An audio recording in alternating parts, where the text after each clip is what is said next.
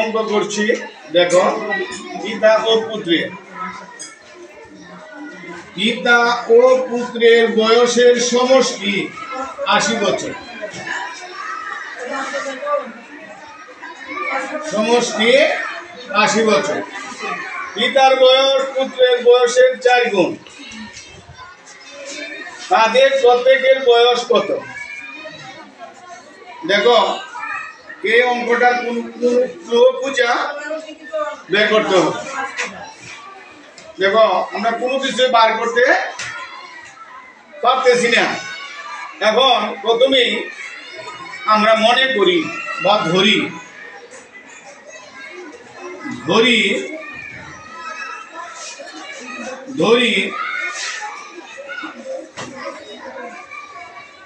পুত্রের বয়স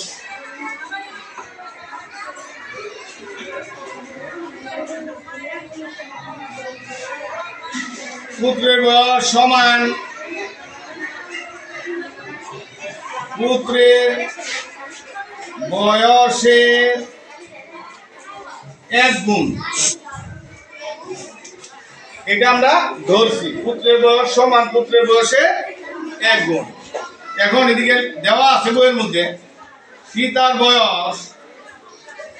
বয়স সমান পুত্রের বয়সের কত গুণ? ৪ গুণ। কথা বলবো না, ৪ গুণ।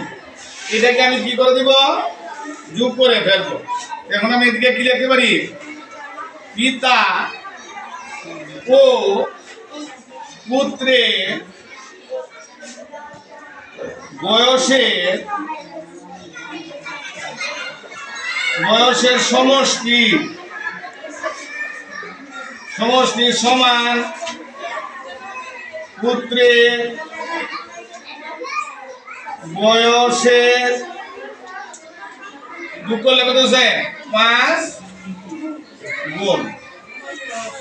পুত্রের বয়সের কত গুণ? ৫ গুণ। এখন আমরা লিখতে পারি পুত্রের বয়সের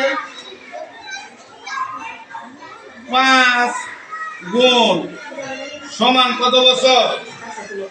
৮০ বছর। কত বছর? ৮০ বছর। ৮০ বছর। এখন আমি সুতরাং পুত্রের বয়স কত? ৮০/৫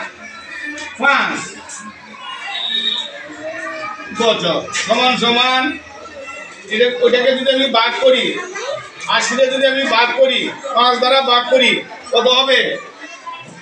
১৬ বছর। ১৬ বছর কার? এটা হলো কি? পুত্রের। এখন সুতরাং পিতার বয়স সমান সমান ১৬-র সাথে পুত্রের বয়সের কত গুণ বলছে? পুত্রের বয়সের ৪ গুণ বলছে। ৪ গুণ। আমি ৪ দিয়ে কি করবো? গুণ করবো। সমান ৪ ছয় ২৪। ২৪-এর ৪ হাতের হচ্ছে কত? ২। ৪-কে ৪ আর ২ ৬৪ বছর। এখন ক্লিয়ার? অল ক্লিয়ার তো? আপনারা বুঝতে পারছো তো? পিতা ও পুত্রের বয়সের সমষ্টি ৮০ বছর। পিতার বয়স পুত্রের বয়সের ৪ গুণ। তাদের প্রত্যেকের বয়স কত? যেহেতু কোনো প্রয়োগ বুঝে পেলাম না, এই জন্য প্রথমে আমি কি ধরছি? পুত্রের বয়স সমান সমান পুত্রের বয়সের ১ গুণ, আর পিতার বয়স সমান পুত্রের বয়সের ৪ গুণ। এখন পিতা ও পুত্রের বয়সের সমষ্টি পুত্রের বয়সের ৫ গুণ। সুতরাং পুত্রের বয়স ৫ গুণ সমান ৮০ বছর। পুত্রের বয়স ৫ গুণ সমান ৮০ বছর। সুতরাং পুত্রের বয়স কত হইতেছে? পুত্রের বয়স ৮০কে আমি ৫ দ্বারা কি করলাম? গুণ করলাম। আর পিতার বয়স কত হয়েছে? পুত্রের বয়সের কত গুণ? ৪ গুণ বলছে। এই পুত্রের বয়স আমি কি করলাম? ঠিক আছে তো? হ্যাঁ, ঠিক আছে।